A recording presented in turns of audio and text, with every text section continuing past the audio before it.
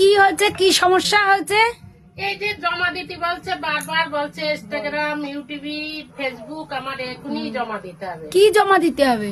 বলছে তোমার এবার বইটি অ্যাকাউন্টে মোটামুটি যাই হোক কিছু পাবা, এবার জমা দাও। মানে এই কথাগুলো কে বলছে? এই কথাগুলো বলছে এই তাহলে তো ছেড়ে দিলে আবার কাজে যেত। লাইভে, তোমার লাইভে এসে বলছে? আমার লাইফে না, ওদের লাইফে বলছে। এবার দেখা যাচ্ছে আমি আসছে ঘরে তখন বলছে, এবার বলার পরে আমি বুঝতে পারছি না। মানে কি ভূতে বলছে না ফেসবুকে বলছে? কোনটাই বলছে?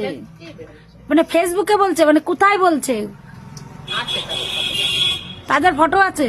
তারা এসে কি বলছে বলো? দাও, ও সব পরে দেখো কি কি বলছে।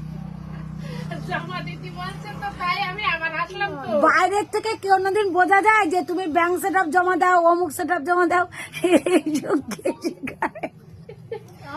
দেখো, বাইরের থেকে দিদিভাই যখন লাইভ করতে বসে, দিদিভাইরে সবাই কমেন্টের মাধ্যমে জানাই ব্যাংক সেট আপের কাগজপত্র জমা দাও, অমুক জমা দাও, তমুক জমা দাও। এসব ভুলভাল ইনফরমেশন। তুমি তোমার মতো কাজ করে যাও, কেউ কোনো কিছু জমা দিতে বলেনি, ঠিক আছে?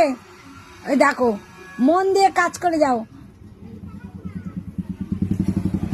আরে এটা তো গ্রুপ, পুরো গ্রুপ গুলো সব আমি তুলে রেখেছি, যারা তো আমার বলেছে। এরা তোমাকে কিছু বলিনি।